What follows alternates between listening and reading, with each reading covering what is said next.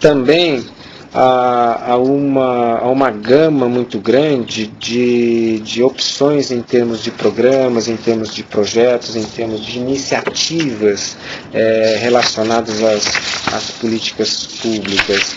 Aliás, tem vários sites que cuidam disso. Tem site de gestão pública, e não é um só. Tá? Se nós olharmos aí na internet, nós vamos localizar inúmeras iniciativas.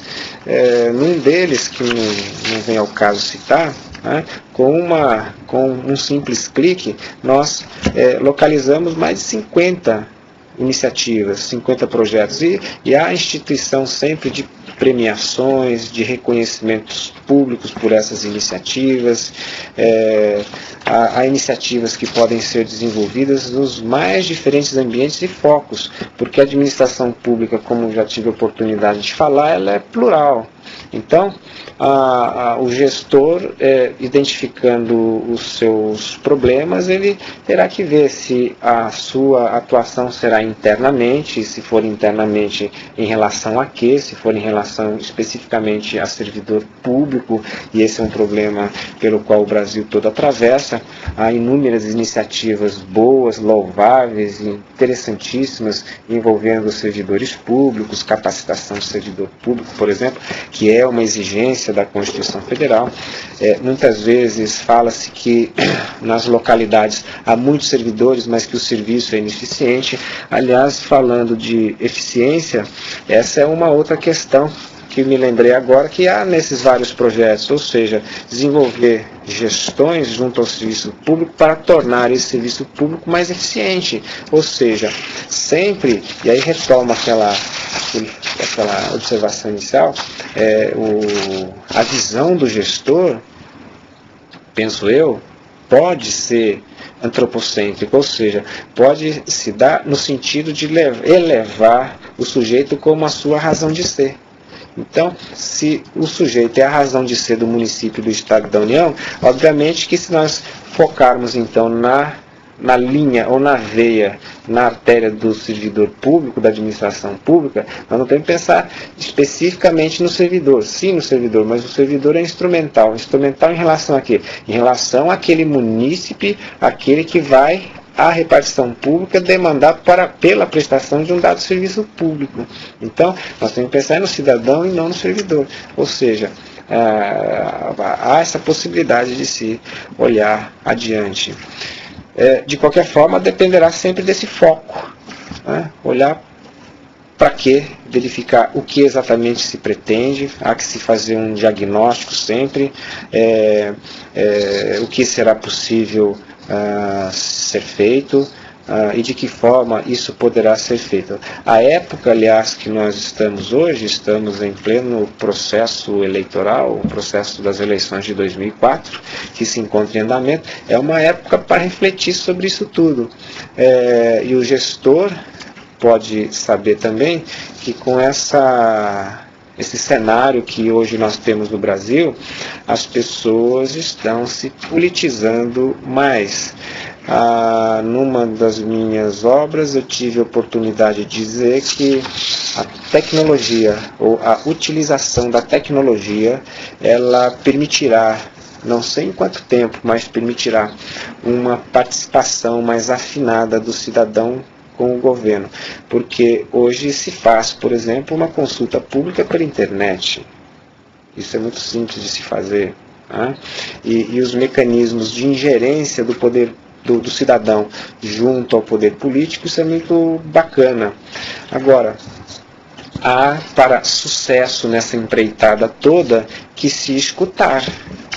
O gestor e o agente político tem que escutar, porque se ele recebeu uma delegação de um agente político que foi eleito por representantes, por pessoas, e essas pessoas guardam uma certa expectativa para legitimar a permanência desse agente político naquele assento, ou como agente tomador de decisões, as decisões devem ser naquele sentido.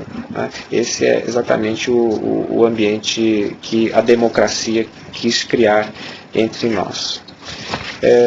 Com essas observações, então, eu enfoquei o nosso último tópico falando dos aspectos jurídicos da gestão pública, visualizando ou descortinando talvez alguns fatores que possam ser levados à reflexão por parte dos que nos assistem, permitir que haja uma posição para que se busque, de fato, o desenvolvimento do município. É claro que o tema também é aberto, desenvolvimento no município. O desenvolvimento é amplo, mas, no meu caso específico, eu sempre tomo o destinatário das observações como sendo não só o cidadão, mas aquele sujeito que mora numa dada cidade, aquela pessoa que necessita do Estado, aquela pessoa que necessita do próprio município ou do poder público. Em razão dele que, penso eu, nós que somos funcionários públicos e que estamos ligados ao setor público, devemos agir e assim nós devemos pensar. Porque se nós temos parcela do poder político, e temos de fato, esse poder político tem que ser realizado, ou ele tem que ser efetivado em prol daquele que nos concedeu parte desse poder político. Bom, professor, eu queria agradecer em nome da coordenadora do curso de especialização à distância em Administração Pública Municipal, da PUC Virtual, professora Andréa Alcione de Souza, e agradecer também em nome da diretoria da PUC Minas Virtual essa palestra tão instigante, tão motivadora de uma série de questionamentos, de dúvidas, e de fato nós já temos aqui várias perguntas, mas eu queria começar com uma, eu queria que o senhor nos ajudasse a refletir. Se 20% dos 5.600, se apenas só 20% dos cerca de 5.600 municípios tem uma população com mais de 20 mil moradores, isso significa que nós temos aí por volta de 4 mil municípios que só têm até 20 mil habitantes. Pegando o gancho também, que o senhor mencionou, nós estamos no ano eleitoral, e nós vimos algumas tentativas de juízes dos tribunais regionais eleitorais de bloquear a entrada de determinados candidatos que sequer sabiam ler ou escrever, inclusive com propostas até engraçadas de testes, né? Uma coisa talvez a ser pensada aí no futuro. Bom, diante de um quadro que nós temos em que suspeita-se que os prefeitos ou os candidatos não sabem ler ou escrever, ou as duas coisas, qual é o grau de conhecimento dos prefeitos desses instrumentos de gestão, incluindo o instrumento jurídico? Porque é óbvio que para ele ser um bom gestor público, né, ele tem que ter o conhecimento. Ele tem, será que ele tem? Existe alguma pesquisa sobre isso no Brasil? A gente tem condições de averiguar, avaliar e verificar se de fato podemos ter esperanças no país? Aí nós temos diversas questões colocadas. Vamos por partes. De fato, os municípios no Brasil, a grande maioria são municípios considerados municípios pequenos. Pequenos e pobres.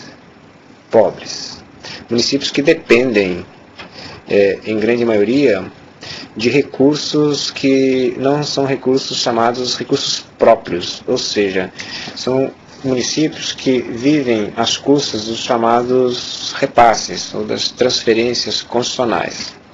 Isso é um fator agravante sob certo aspecto.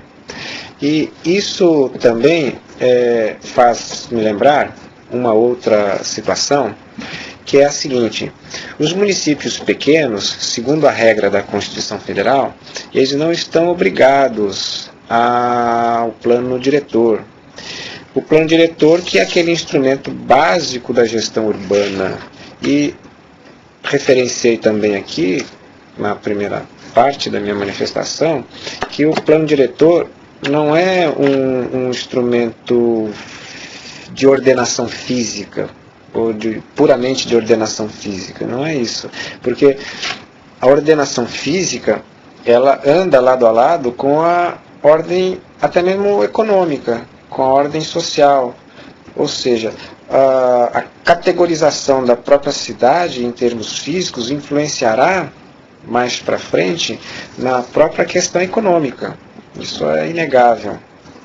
Então, são dois problemas já aí que estão levantados em relação, problemas insuperáveis, que estão levantados em torno dos municípios. A outra questão que foi colocada em relação ao analfabetismo, nós temos que lembrar do seguinte: é a Constituição Federal que estabelece as regras para acesso ao poder político. E com isso ela alinhava aquilo que ela chama de condições de elegibilidade. Tá?